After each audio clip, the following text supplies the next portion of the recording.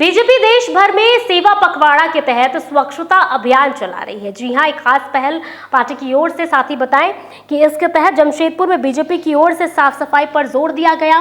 मानगो मंडल के कार्यकर्ताओं ने सार्वजनिक जगहों की साफ सफाई करने के साथ लोगों को स्वच्छता के प्रति जागरूक किया।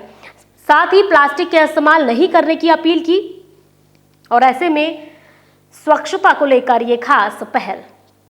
पूरे देश में स्वच्छता अभियान चल रहा है। आदरणीय देश के प्रधानमंत्री आदरणीय श्री नरेंद्र मोदी जी